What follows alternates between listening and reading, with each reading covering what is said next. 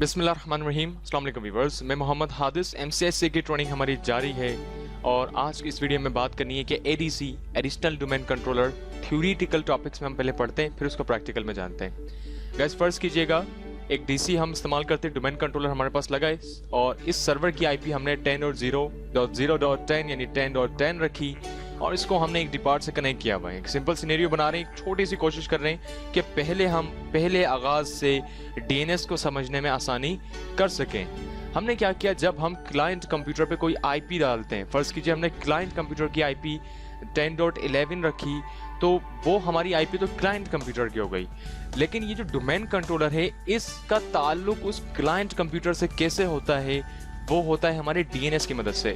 जब हम IP डाल रहे होते हैं तो अब तक के आपके जहनों में सवाल रहा था कि ये भला DNS हम उस सर्वर की IP क्लाइंट कंप्यूटर में क्यों डालते हैं, क्योंकि इस वजह से डालते हैं कि जब हम ये IP क्लाइंट कंप्यूटर की DNS में वाले में जगह पर जब हम सर्वर कंप्यूटर की IP पुट करते हैं तो इन दोनों के दरमियान एक ट्रस्ट बिल्ड हो जाता है, जो कि हमारा DNS का काम करता है। सिर्फ DNS का यही काम नहीं, इसका काम बहुत सारे, लेकिन फिल वक्त ताकि हम उलझे ना, इसलिए आसानी के तौर पर हमने अभी जस्ट इतना देखना है कि DNS हम क्यों डालते हैं, ताकि सर्वर कंप्यूटर का एक ब्रिज बन जाए। बाद में उनमें से हम रेप्लिकेट ऑब्जेक्ट्स बना सकें, बाद में हम उसको यूजर ज्वाइन करवा सकें, बाद में हम उसको डोमेन ज्वाइन करा सकें, वो सारे बाद के काम है। लेकिन सबसे पहले हमें DNS रिक्वायर्ड होता है, जो कि IP के अपने IP कंप्यूटर के डालने के बाद DNS हम उस कंप्यूटर का डालते हैं जिस कंप्यूटर का डोमेन कंट्रोलर यानी एक्टिव डायरेक्टरी चल रहे हो। ठीक है, अब फर्ज कीजिए हमारे पास एक कंपनी है, कंपनी में मुख्तलिफ डिपार्टमेंट्स हैं और एक डोमेन कंट्रोलर चल रहा है। गाइस जरा सोचिएगा, फर्ज कीजिए ये जो डोमेन कंट्रोलर है ये भी तो एक कंप्यूटर है, ये भी तो डिस्ट्रॉय हो सकता है। यानी ऐसा नहीं है कि हमने तमाम डिपार्टमेंट्स एक मैनेजमेंट को ही सौंप दिए, एक मैनेजर को ही सौंप दिए। इंसानों में भी लोग बीमार हो जाते हैं, ये तो फिर मशीनरी है। मशीनरी वगैरह में क्या मामला होता है कि यहाँ पर फर्ज कीजिए अगर हमारे डोमेन कंट्रोलर में कोई प्रॉब्लम आ जाती है, आग लग जाती है सर्वर में, या वो गर्म होकर जल जाता है, या ये ख़राब हो जाता है, तो इतने सारे जो मार्केटिंग वगैरह के डिपार्ट हैं इनका क्या होगा? इन सब का डेटा तो उस सर्वर से चल रहा होता है, तो ये क्या सारी कंपनी का मामला बंद हो जाएगा?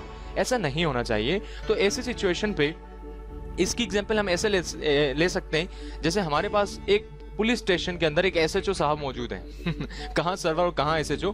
एक SHO साहब की एग्जांपल लेते हैं। अगर SHO ड्यूटी पर ना आए तो एक एडिशनल SHO होता है जो कि उनका सरचार्ज संभाल लेता है, यानी वो ड्यूटी इस्तेमाल कर लेता है अपनी। ठीक है, एक एडिशनल यानी बैकअप के तौर पर कोई ना कोई किसी ना किसी फील्ड के अंदर मौजूद होता है। ये तो फिर डोमेन है ना। हमने क्या किया, जैसी अगर DC हमारा बंद होना लगे तो ऐसे हमारे पास क्या होता है कि बैकअप के तौर पर एक एडिशनल डोमेन कंट्रोलर हम समझते हैं कि हमें जरूरत पड़े तो हम बना सकते हैं, जिसको हम शॉर्ट फॉर्म में ADC कहते हैं। ठीक है, तो एडिशनल डोमेन कंट्रोलर एक एज अ बैकअप का काम करता है। ये उन जगहों पर लगाया जाता है जहां पर हम समझते हैं कि वाकई डेटा बहुत अहमियत रखता है, डिपार्टमेंट्स बहुत वसी हैं, 300 से 400 कंप्यूटर्स डोमेन इन्वायरमेंट में चल रहे हैं और हम एहतियात के तौर पर DC के साथ ADC को कॉन्फ़िगर करके रखते हैं कि खुदा ना खास्ता कि कभी DC खराब हो या क्रैश हो जाए तो हमारा बैकअप पर ADC मौजूद होना चाहिए। ठीक है, अब फर्ज कीजिए हमारे पास एक डोमेन कंट्रोलर की IP है 10.0.0.10 एज यूजुअल, हम हमेशा प्रैक्टिकल में करते आए। क्लास A की IP हम रखते हैं और यहाँ पर क्लाइंट कंप्यूटर की IP हमने रखी 10.20। अब अगर हम क्लाइंट कंप्यूटर में DNS डालेंगे तो कौन सा डालेंगे गाइस, मुझे जरा बताइएगा। वो डालेंगे हम सर्वर का। अच्छा, DNS भी 2 से 3 किस्म के होते हैं, वैसे तो बहुत सारे हम डाल सकते हैं लेकिन कॉमनली 2 किस्म के हैं। एक होता है प्रेफर्ड DNS, यानी आप कौन से DNS को तरजीह देंगे। तो मैंने कहा जो मेन डोमेन कंट्रोलर है ना हमारा, हम उसी को तरजीह देंगे कि उससे इसका ट्रस्ट बिल्ड हो जाए, इससे ताल्लुक अच्छा हो जाए ताकि ये उसके मातहत चल सके। लेकिन अगर हमारे पास ADC भी अब इंस्टॉल है हमारे सर्वर रूम में DC डोमेन कंट्रोलर के साथ, इस वक्त एडिशनल डोमेन कंट्रोलर भी रखा हुआ है, तो एडिशनल डोमेन कंट्रोलर की IP क्या है 10.11। तो ये भी तो एक DNS हुआ ना। अगर हम 10 कभी खुदा ना खास्ता क्रैश हो जाए, जो मेन DC है, तो ADC की IP भी हमें क्लाइंट कंप्यूटर को बतानी है। तो जब हम क्लाइंट कंप्यूटर से DC को ज्वाइन करवा रहे होते हैं डोमेन कंट्रोलर को, तभी हम DNS में उसकी 2 IPs पुट करेंगे। प्रेफर्ड DNS में क्या, पहले 10 जो मेन प्राइमरी डोमेन है उसकी IP दे देंगे, उसके बाद जो ADC एडिशनल डोमेन है अल्टरनेट, उसकी IP क्लाइंट कंप्यूटर के पास डाल देंगे। तो इस सिनेरियो को समझने के लिए क्लाइंट कंप्यूटर के पास एक उसकी अपनी आईपी जो कि 20 है, फिर उसका प्रीफर्ड डीएनएस जो कि 10 है और उसका अल्टरनेट डीएनएस यानी 11 है। अगर रिक्वेस्ट कभी डीसी के पास आती है तो वो बाद में हमारे अल्टरनेट एडिशनल के पास भी आ सकती है। कैसे, ये देखिएगा। हमने यहां तक डायग्राम तमाम पूरी क्लियर हुई। अब फर्ज करें हम अगर डीसी पर कोई यूजर बनाते हैं तो वो खुद ब खुद कॉपी हो जाएगा हमारे एडिशनल डोमेन कंट्रोलर पे। सबसे बड़ा फायदा तो ये इसका है कि कॉपी कर देगा खुद से, हमें कुछ नहीं करना, यानी बैकअप पर तमाम काम होता रहेगा और इस कॉपी को हम सर्वर की जबान में रेप्लिकेट कहते हैं। ठीक है, अब जो मेन डोमेन कंट्रोलर है उसमें हमने कोई यूजर बनाया और वो यूजर आगे चल रहा है, लेकिन वो खुद ब खुद कहां कॉपी हो गया, हमारे एडिशनल डोमेन कंट्रोलर मशीन में कॉपी हो गया, एडीसी में। उसकी वजह क्या है कि अगर कभी हमारा डीसी क्रैश होगा तो हमारे क्लाइंट कंप्यूटर पे कोई असर नहीं पड़ेगा। वो क्या करेंगे कि हमारे खुद ब खुद अल्टरनेट डीएनएस की मदद से उससे लॉगिन हो जाएगा, यानी वो काम चलता रहेगा, आपकी कंपनी को कोई नुकसान नहीं होगा। बाकी जो सर्वर ऑपरेटर है ये बात उसको पता चलेगी कि उसका जो मेन डीसी प्राइमरी डोमेन है वो मशीन बैठ गई है, वो उसको फौरन रिपेयर करके या तब्दील करके उसे वापस स्टैंड कराएंगे। उन क्लासेस को भी देखेंगे कि मजीद वापस बैक स्टैंड कराने के क्या मेथड्स हैं, लेकिन फिल वक्त हम इतना तो जान लें कि जो डीसी के साथ एडीसी है आखिर इसके क्या फायदे हैं। तो आई होप गाइस आपकी बात समझ आई। मिलते हैं 5 सेकंड्स के अंदर इसी के प्रैक्टिकल के साथ।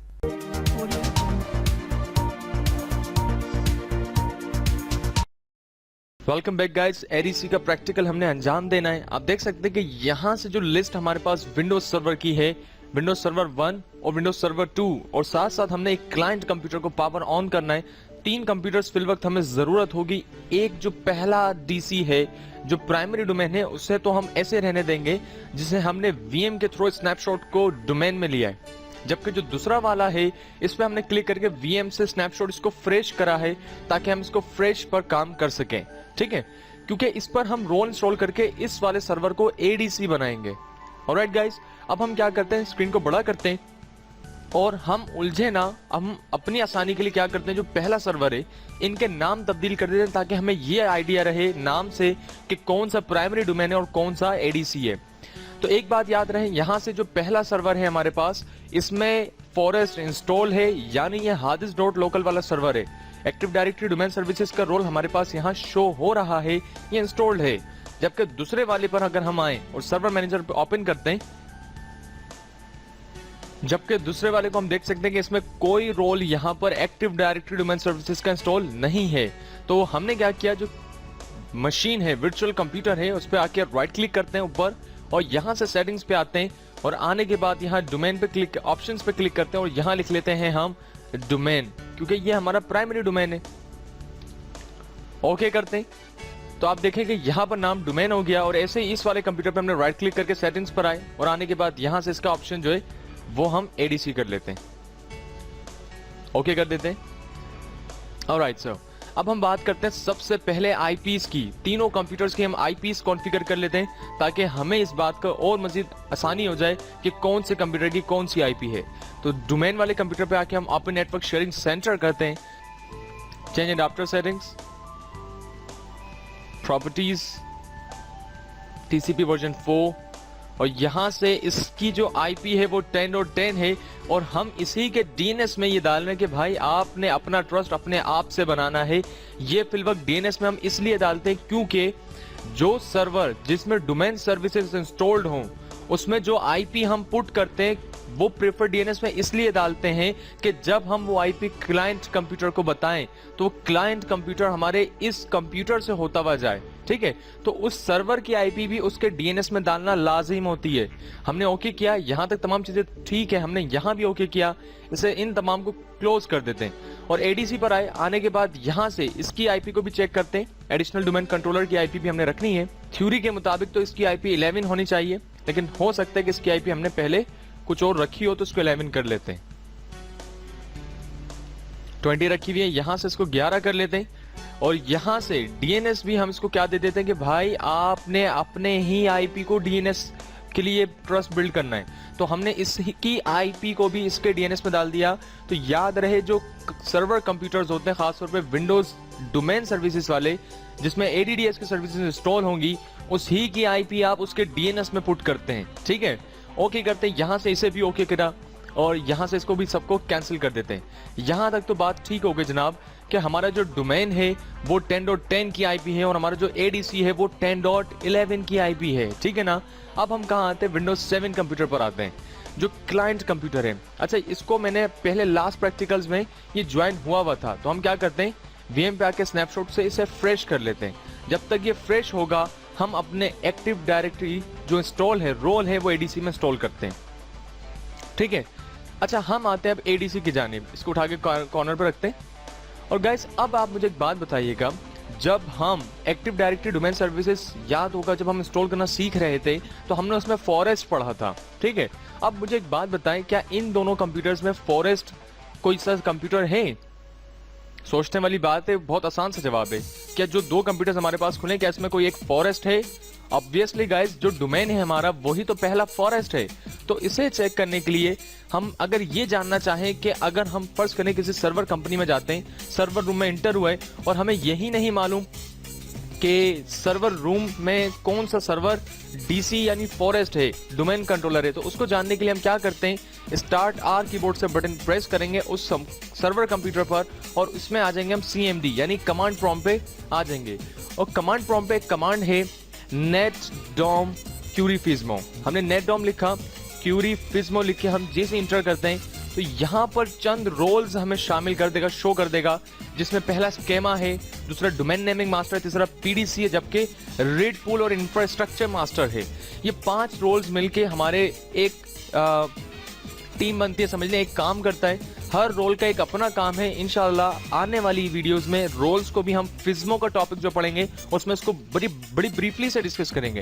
लेकिन एक बात याद रहे, यहाँ जो कंप्यूटर का नाम आ रहा है वो सर्वर 1.hadis.local आ रहा है। अगर हम इस डोमेन का नाम चेक करना चाहें कि इस डोमेन का नाम क्या है, तो स्टार्ट और पाउज ब्रेक हम कीबोर्ड से दबाते हैं और हमें पता चल जाता है कि ये सर्वर 1 ही है। तो तमाम रोल्स हमारे इस पर हैं, तो इट्स मीन कि ये हमारा फॉरेस्ट है और यही हमारा डोमेन है। इसको कैंसिल करते हैं और क्लाइंट कंप्यूटर हमारे खुल चुके हैं। क्लाइंट कंप्यूटर के हम जो आईपीज हैं वो सेट करते हैं, राइट क्लिक करते हैं हम यहाँ पर open network and sharing centre, इसको हम आईपी दे देते हैं 20।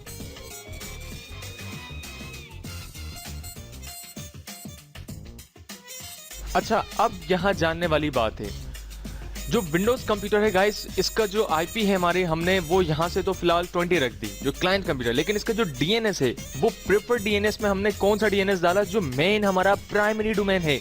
जबकि अगर प्राइमरी डोमेन हमारा बैठ जाए, मशीन खराब हो जाए, तो ये खुद ब खुद एडीसी से ताल्लुक बना ले, तो उसके लिए हम अल्टरनेट यानी एडीसी की आईपी यहाँ प्रोवाइड करेंगे 10.0.0.11। 10 जो है वो हमारी प्राइमरी डोमेन की आईपी, जबकि 11 हमारी एडीसी की है। हम इसको ओके करते हैं, ओके करते हैं और यहां से जब आईपीस कॉन्फ़िगर हो गई, अब हम इस सर्वर को ज्वाइन कराते हैं अपने इस क्लाइंट कंप्यूटर को प्राइमरी डोमेन से हमने ज्वाइन कराना है। चेंज सेटिंग्स करते हैं,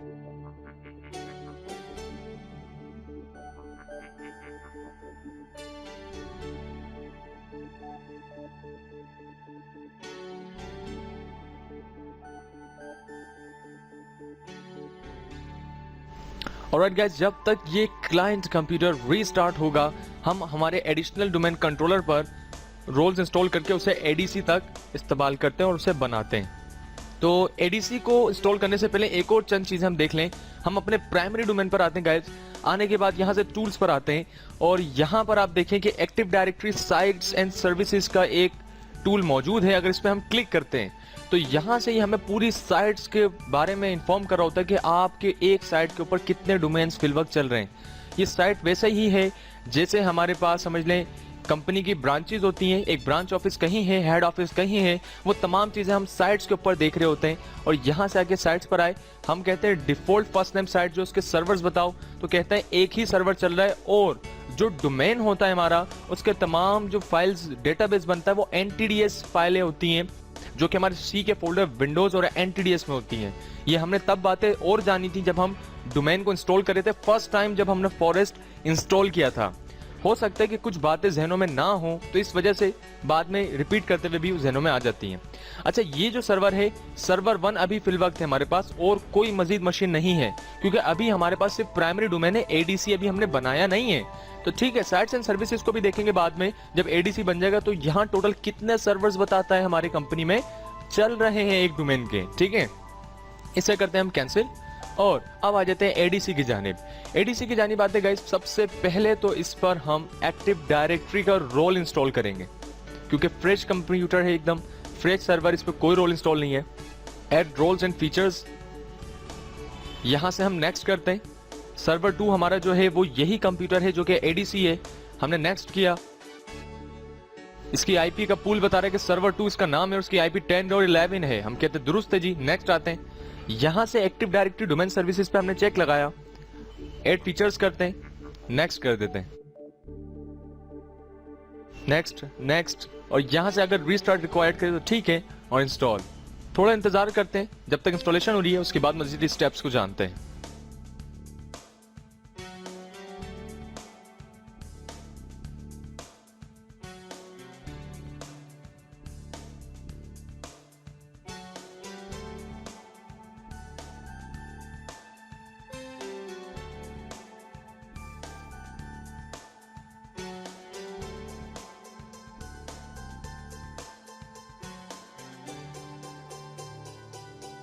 ऑलराइट, सो गाइस, अब देख सकते हैं कि फीचर इंस्टॉलेशन कंप्लीटेड है हमारा। कॉन्फ़िगरेशन रिक्वायर्ड करता है हमेशा की तरह, हम जब कोई सर्वर एक्टिव डायरेक्टरी का इंस्टॉल करते हैं तो सर्वर को हमें प्रमोट करना पड़ता है। अब वो ये इसलिए पूछता है कि आप इस सर्वर को भी कोई नया फॉरेस्ट तो नहीं बनाना चाहते हैं, तो अब हम चाहें तो प्रमोट यहां से कर लें या इसको क्लोज कर दें और प्रमोट सर्वर हम इस फ्लैग पर क्लिक करके यहां से कर लें, promote this server to a domain controller. हम क्लिक करते हैं। अब थोड़ी बात यहां समझने वाली है गाइस, अगर हम यहां से ऐड अ न्यू फॉरेस्ट कर दें तो ये एक तो डीसी नया डोमेन कंट्रोलर बन जाएगा, ठीक है। लेकिन हमने कहां क्लिक करना, हम बोलते हैं हमारे पास ऑलरेडी एक डोमेन चल रहा है जो कि harddisk.local का है, उसका हमने इसको एडीसी बनाना है, तो हमने add a domain controller to an existing domain पर लगाना है चेक, और यहां से हमें अपना उस डोमेन का नाम बताना है जो डोमेन हमारा चल रहा है। अच्छा, एक बात याद रहे, ये नाम लिखते वक्त हमें इस बात की याद रहे कि ये जो दोनों कंप्यूटर्स हैं ये सेम नेटवर्क पे या अलग अलग नेटवर्क्स पर कनेक्टेड हों, यानी वो एक दूसरे से राब्ते में हों और उनको पिंग कराना चाहें तो कंप्यूटर्स आपस में रिप्लाई कर रहे हों, कम्युनिकेट कर रहे हों, तब जाके आप यहाँ डोमेन का नाम रखेंगे। और अगर हम यहाँ सिलेक्ट कर देंगे तो वो हमसे अगर ऑथेंटिकेट करेगा, यानी उसका ईमेल और आईपी तक वो पहुंच जाता खुद से, तो वो हमसे ये वाली विंडो रिक्वायर्ड करेगा इसका यूजर नेम और पासवर्ड क्या है। अगर यूजर नेम जैसे हमने बताया, हम harddisk जो .local चल रहा है उसे वो एक डोमेन है, ये उसका नाम है, और बैकवर्ड स्लैश लगा के हम उसके यूजर नेम एडमिनिस्ट्रेटर से काम कर रहे हैं, यानी इसके एडमिनिस्ट्रेटर हैं। पासवर्ड WIN 2012 हम यहाँ टाइप करते हैं और इंटर करते हैं। और अगर यहाँ पर उसूलन एक एरर देना चाहिए जहाँ तक मेरा आइडिया है, और एरर हमें जनरेट हुआ, उसका रीजन ये होता है जो वर्चुअल वीएम का कंप्यूटर है, अक्सर इसमें ऐसा होता है जब हम आईपीएस कॉन्फ़िगर कर लेते हैं और इसको कैंसिल करते हैं, फिलहाल यस करते हैं, उसके बाद जब हम एडीसी इंस्टॉल कर रहे होते हैं ना, तो एक दफ़ा ये हमसे डिसेबल और इनेबल की रिक्वायरमेंट करता है। रियल इन्वायरमेंट्स में ऐसा नहीं होता, ये वर्चुअल कंप्यूटर है, VMware में अक्सर कुछ प्रॉब्लम्स आ जाती हैं। तो हमने इथरनेट 0 पर राइट क्लिक करके इसे क्या किया, डिसेबल करते हैं, और वापस इस पर राइट क्लिक करके इसे इनेबल कर लेते हैं। ऑलराइट, सो ये इनेबल हो गया। वापस वही स्टेप दोहराते हैं, फ्लैग पर आए, प्रमोट दिस सर्वर,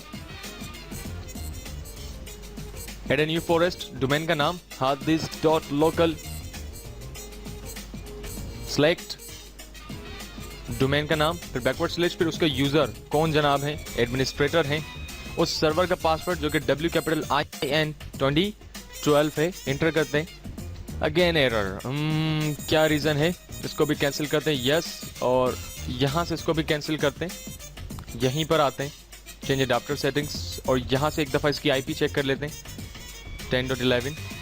ऑलराइट, सो एक यहाँ पर आईपी में देखें अल्टरनेट डीएनएस हम उस सर्वर का डाल देते हैं कि अगर इसका अपनी जो क्यूरी रिजॉल्व नहीं कर पा रहा है 11, तो आपके पास दूसरा रास्ता वो होना चाहिए जो उस कंप्यूटर का है, जो कि प्राइमरी डोमेन का है। तो अल्टरनेट डीएनएस यहाँ पुट कर दें। ये एक मिस्टेक हमसे हुई थी रिकॉर्डिंग के दौरान, अभी आप देख सकते हैं कि हमने जो 11 वाली आईपी है वो तो उसके डीएनएस पे ठीक है, लेकिन अगर ये मशीन क्यूरी खुद से रिजॉल्व करना चाहिए, यानी ये भी तो किसी से ट्रस्ट बनाना चाहती है मशीन, तो ये एडीसी किससे बना ले, डोमेन वाले कंप्यूटर से हमारे ट्रस्ट बना ले, ठीक है। हमने नीचे अल्टरनेट पर डोमेन की आईपी दी, ओके करते हैं, बस आई गेस यही एक मिस्टेक थी। इसको फिर दोबारा डिसेबल करते हैं और एक दफा फिर से राइट क्लिक करके इनेबल करते हैं, ठीक है जी, इनेबल हो गया। यहाँ से तमाम दोबारा फिर सर्वर मैनेजर पर आते हैं और फ्लैग पर वही promote this server as a domain controller पर क्लिक करना है।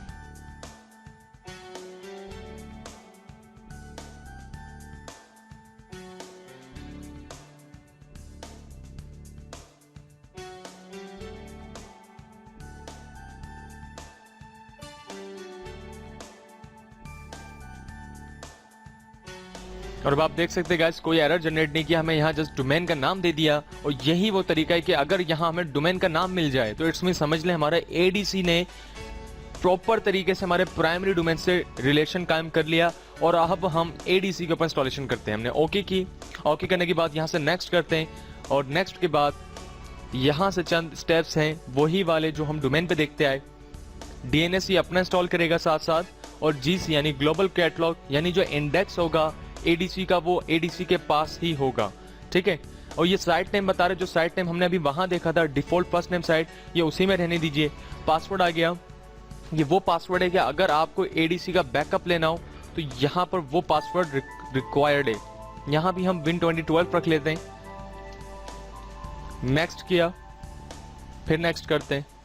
अच्छा जी, अब यहाँ से तमाम चीजें बात जानने की जरूरत है गाइस। अगर हमारे पास एक प्राइमरी डोमेन है और उस पर 200 से 300 यूजर्स हमने बनाए हुए और एडीसी हम बनाना चाहते हैं, बाद में वो पहले यूजर्स हम बना चुके हैं, तो एडीसी अगर लोकल एरिया नेटवर्क पर होगा तो हम इसको यहीं से रेप्लिकेट कर सकते हैं, तो इतना टाइम नहीं लगाएगा क्योंकि लोकल एरिया नेटवर्क पर स्पीड ज्यादा तेज होती है।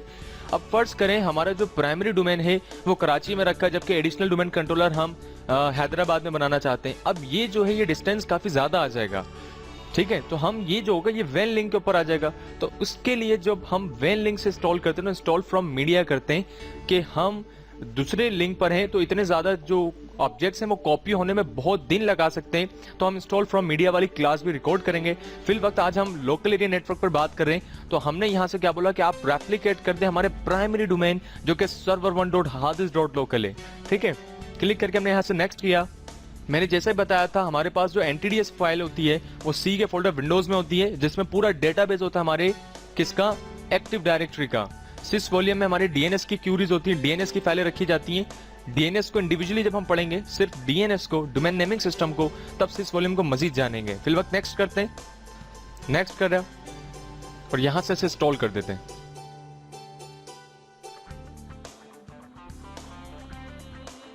जब आपकी एक्टिव डायरेक्टरी रोल इंस्टॉल हो जाएगा, एडीसी कंप्लीट हो जाएगा, ये हमसे पूछेगा कि इसे रीस्टार्ट होना है। हम क्लोज करके तमाम डायलॉग्स क्लोज करते हैं और ये चंद सेकंड्स के अंदर रीस्टार्ट होता है। सर्वर खुद से रीस्टार्ट हो गया गाइस। आने के बाद अब हम आते हैं अपने पेरेंट डोमेन पर और यहाँ से हम टूल्स पर active directory users and computers पे क्या करते हैं, कोई ओयू वगैरह डिजाइन करते हैं। जैसे हम कहाँ पर आए, hadis.local पर राइट क्लिक किया, हम अभी पेरेंट डोमेन यानी मेन डोमेन पर हैं।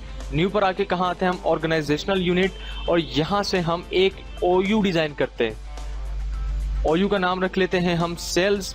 ओके करते हैं, सेल्स ओयू आ गया। इसमें भी हम एक क्या काम करते हैं, एक यूजर बना लेते हैं फहद के नाम से, इंटर करते हैं।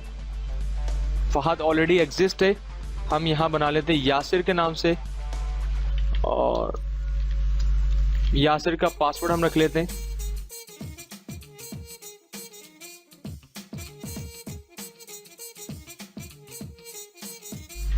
देख सकते हैं कि हमने एक यूजर्स के अंदर फहद बनाया हुआ है यूजर, और एक सेल्स के अंदर यासिर बना हुआ है।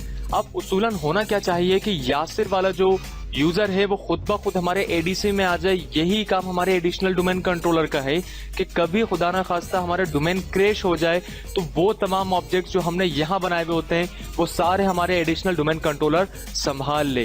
तो हम कहाँ आते हैं, एडीसी पर आते हैं, और आने के बाद एडीसी पर थोड़े से इंतजार के बाद जैसे लॉगिन होता है, कंट्रोल अल्टर इंसर्ट करते हैं हम। करने के बाद जो यूजर है हमारा उसको एडमिनिस्ट्रेटर से ही हमने लॉगिन करना है। तो हादिस एडमिनिस्ट्रेटर आ गया, जो एडमिनिस्ट्रेटर डोमेन का है वो ही यहाँ एडीसी पर होगा। Win2012 अगर आप दूसरा कोई यूजर रखना चाहते हैं हो तो जाहिर सी बात है हम डेलीगेट कंट्रोल पढ़ चुके हैं। तमाम चीजें रेप्लिकेट होने के बाद हम कहाँ आते हैं गाइस, टूल्स पर आते हैं। अभी हम एडीसी एडिशनल डोमेन कंट्रोलर पे हैं और यहाँ से active directory users and computers पे क्लिक करते हैं और देखते हैं जो हमने डोमेन के अंदर टूल्स में आके active directory users and computers में जो इस कंटेनर के अंदर ओयू वगैरह बनाया था, क्या वो खुद से वहां रेप्लिकेट हो गए, जो कि सेल्स का ओयू है। तो हम एडीसी पे आते हैं, hadis.local पे आते हैं और हम देख सकते हैं कि सेल्स के ओयू के अंदर यासिर यूजर जो है वो बना हुआ है। जबकि हम डोमेन पे आते हैं, अब ये काम हम और मजीद लाइव देखते हैं। देखिए हम डोमेन पर हैं और एक हम यूजर मजीद बनाते हैं मोहसिन के नाम से, ठीक है। मोहसिन के नाम से हमने इंटर करा विन 2008 और यहाँ से यूजर क्रिएट करके हम फिनिश करते हैं। तो यहाँ सेल्स के ओयू के अंदर यासिर के साथ मोहसिन है और यही काम अगर हम एडीसी में देखें और यहाँ से आके इसको रिफ्रेश करें तो अब हम देख सकते हैं कि हमारे पास मोहसिन जो है वो भी हाथ के हाथ रेप्लिकेट हो गया। तो सबसे बड़ा और अच्छा काम वो कि डोमेन में कोई भी अगर हम काम करें और हमारा एडीसी हो तो उसमें खुद ब खुद वो रेप्लिकेट यानी कॉपी हो जाता है। अगर बाज़ औक़ात हमारा डोमेन कभी क्रैश भी हो जाए तो एडिशनल डोमेन कंट्रोलर हमारा क्लाइंट कंप्यूटर्स के जो यूजर्स हैं उनको बंद होने नहीं देता। फर्ज करें यासिर या मोहसिन में से कोई हम एक क्लाइंट कंप्यूटर को लॉग इन करते हैं, कंट्रोल अल्टर इंसर्ट करते हैं, हम स्विच यूजर करते हैं, अदर यूजर पे आके हमने क्या लिखा मोहसिन विन 2008 करके हम जैसे इंटर करते हैं उसूलन इसे लॉग इन कर देना चाहिए। लॉग इन हो गया, सिंपल है, क्योंकि हमारे डोमेन जो है वो यहाँ पर अभी इस वक्त चल रहा है, ठीक है। मोहसिन के नाम से लॉग इन है। लेकिन अगर हम इसको लॉग ऑफ करें और फर्ज करें अब हम अपने डीसी को क्रैश करते हैं, डीसी को बंद करते हैं और देखते हैं क्या एडिशनल डोमेन कंट्रोलर हमारा काम कर रहा है। हमने क्या किया, फर्ज करें डोमेन पे आया और यहाँ से आके इसको हम क्या कर देते हैं, पॉज कर देते हैं। ये वाला बटन जो है इसको हमने यहाँ क्लिक किया तो ये कंप्यूटर हमारी रुक गई, पॉज हो गई, ठीक है। अगर मैं इसको रिज्यूम करूंगा तब ये चल जाएगी, समझ ले ये कंप्यूटर हमारा बंद हो गया, डिस्ट्रॉय हो गया। अब हम क्लाइंट कंप्यूटर पे आते हैं और आने के बाद यहाँ से कीबोर्ड से कंट्रोल अल्टर इंसर्ट करते हैं और मोहसिन स्विच यूजर करके अब की दफा भी हमने मोहसिन को लॉग इन करना है। मोहसिन का पासवर्ड WIN 2008 इंटर करते हैं। अब यहाँ पर ये थोड़ा सा वक्त लेगा क्योंकि DNS का जो प्रेफर्ड ब्रीच था 10.0.0.10 की IP का, वो सर्वर तो हमारा क्रैश हो गया। तो ये खुद ब खुद अल्टरनेट वाले DNS यानी 10.11 ADC की जो IP है वहां पर जाके लॉग इन करेगा उसूलन।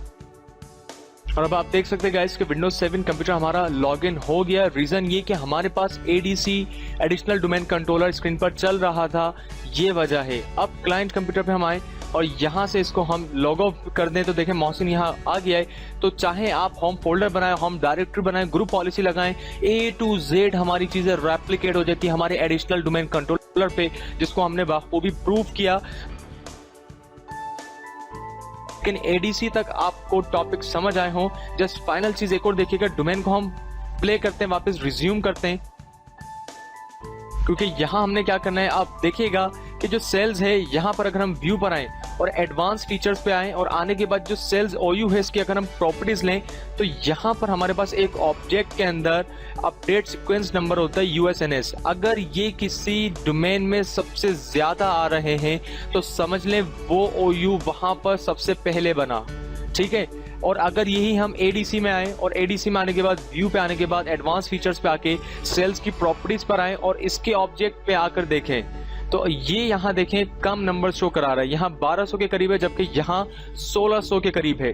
तो जहां नंबर ज्यादा होंगे प्रायोरिटी वहीं वजन में होगी, समझ ले वहीं मेन हमारा ओयू डिजाइन हुआ। और अगर हम स्टार्ट आर करें, हम ये जानना चाहें कि डोमेन इसमें से कौन सा, तो हम डोमेन पे हो चाहे एडीसी पे हो, हम अगर कमांड लगाएं कौन सी, netdom QUERY क्यूरी फिज्मो और इंटर करें तो यहाँ जो चंद रोल्स हमें बताएगा वो सर्वर के नाम के साथ बताएगा जो कि डोमेन की पहचान होती है। देख सकते हैं कि सर्वर 1 आ गया जो कि तमाम रोल्स हमारे सर्वर 1.hadis.local पे इंस्टॉल्ड हैं।